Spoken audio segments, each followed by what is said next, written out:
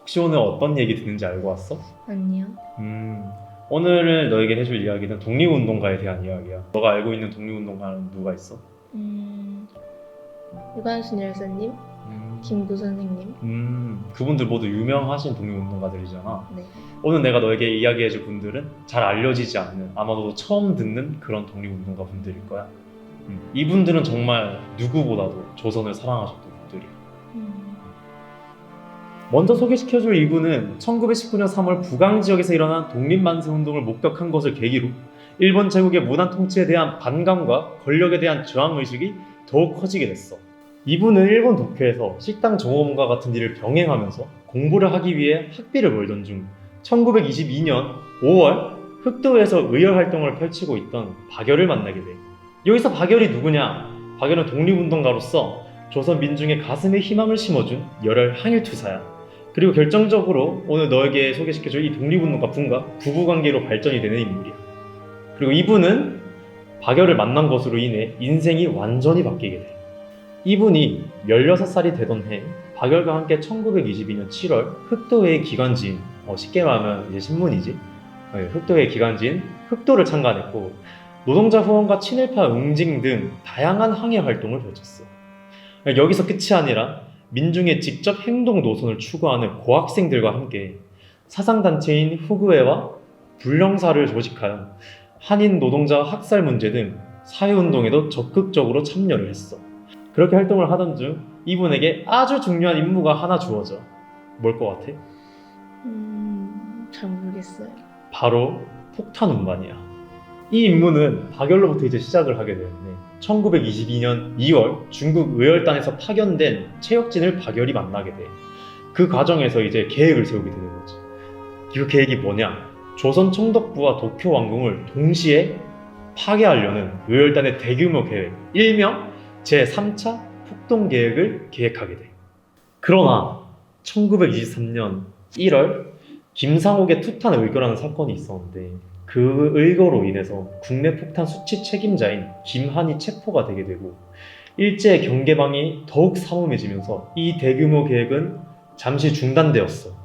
하지만 박열은 포기하지 않았지. 박열은 다른 방법을 통해 의열단의 폭탄을 입수하고자 하였고 결국 불령사 동지인 최영안을 통해 중국 상해 의열단체와 폭탄 구입을 협의하게 되었고 이 과정에서 지금 우리가 설명하고 있는 독립운동가가 폭탄을 넘겨받게 되는 임무를 받게 돼. 이렇게 모든 계획이 완벽하게 진행될 줄만 알았어.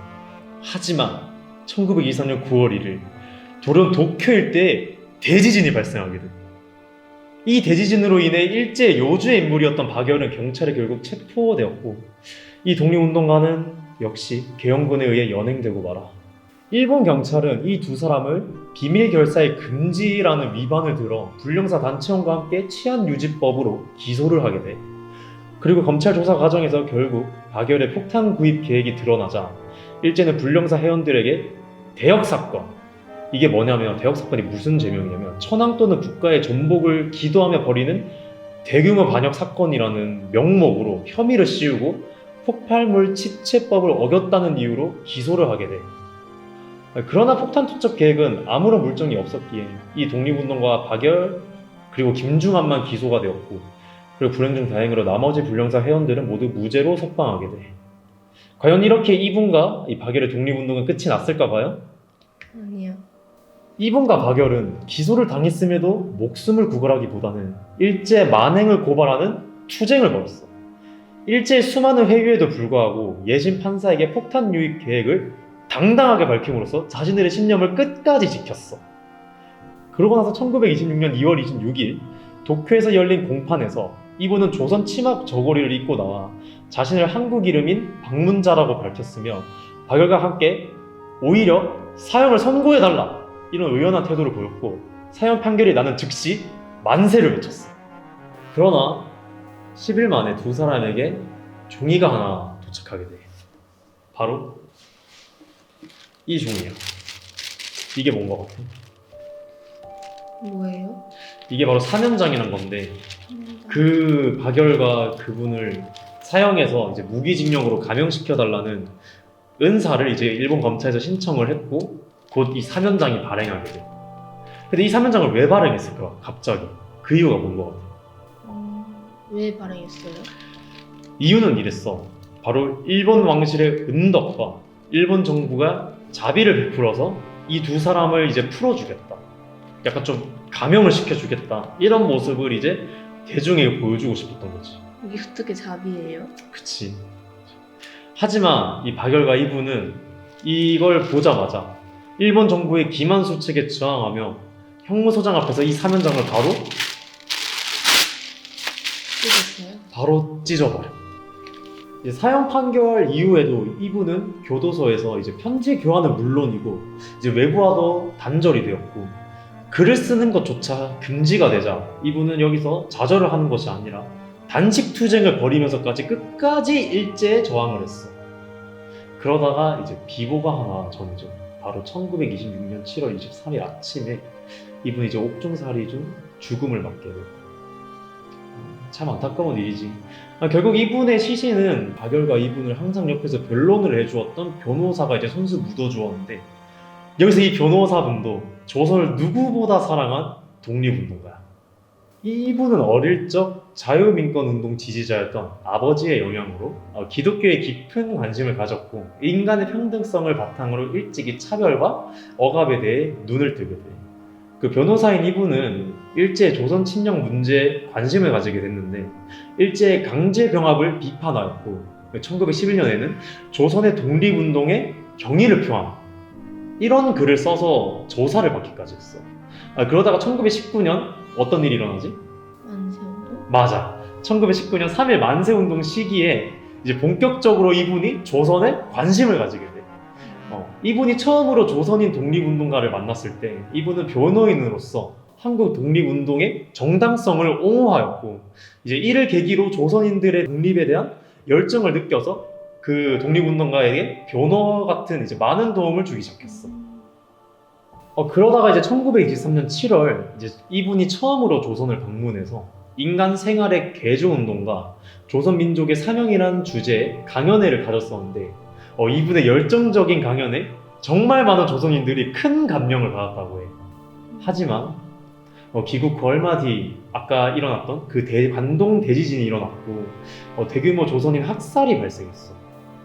그는 또 자유법조단의 일원으로 이 사건을 조사하고 학살의 책임이 일본 정부와 군부, 경찰과 자경단에 있음을 밝히려고 했지만 이제 일본 당국의 방해로 조사 결과를 발표할 수 없게 돼.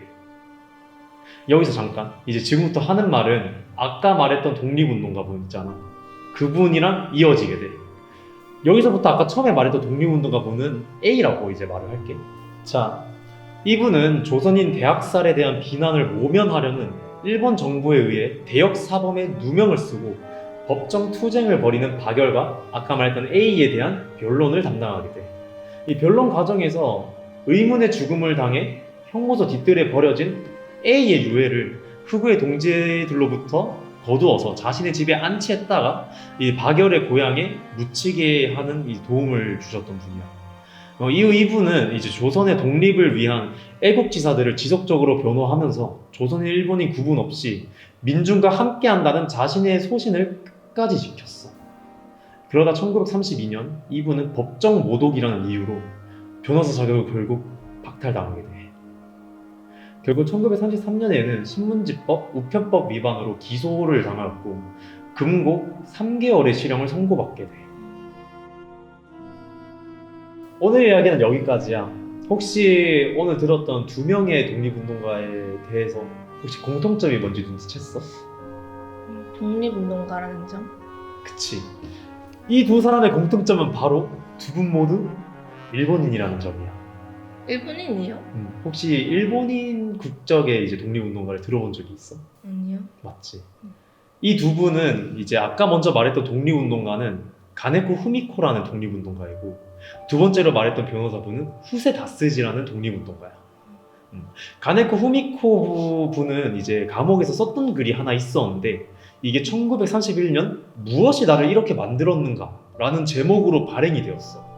이 책으로 인해 후미코의 굴곡진 삶이 세상에 드러나게 되었고 1973년 그녀와 함께 했었던 동지들이 후미코의 묘소를 정비를 하고 묘비를 세워주었어. 그리고 2003년 12월 그녀의 유해는 이제 박열의사 기념공원으로 이장하게 되었어. 이제 그녀가 죽기 전에 동지들에게 했던 말이 있거든.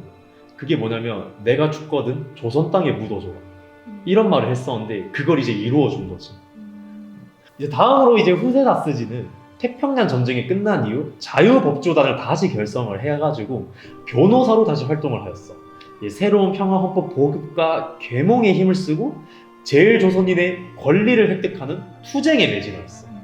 이후에도 다스지는 활발하게 민권운동 등의 분야에서 활동을 하였고 1953년 72세의 나이로 세상을 떠났다.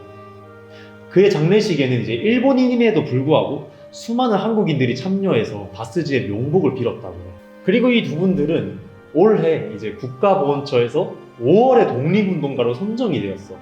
이게 굉장히 큰 이슈가 되었는데 아까도 말했듯이 사람들은 이제 독립운동가라고 하면 대부분 한국인을 생각하지 일본인이라고 생각 안 하거든. 그래서 이 독립운동가로 선정된 게 굉장히 큰 이슈가 되었고 우리도 이걸 이제 컨텐츠화 한 거지.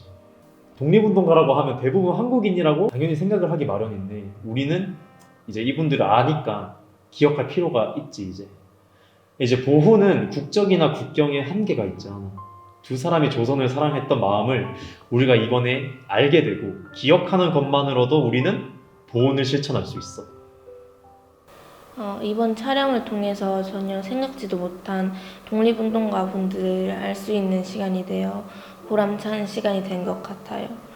다스지 선생님을 설명할 때 조선에 처음 왔다고 하셔서 한국분이 아닌가 하는 생각이 들었었는데 일본인이었다는 소식이 굉장히 놀라웠어요. 후미코 다스지 독립운동가님 외 모든 독립운동가 분들에게 다시금 감사한 마음이 되새겨지는 시간이었습니다. 좋은 경험하게 해주신 호스트 분들 보훈청 감사합니다. 화이팅!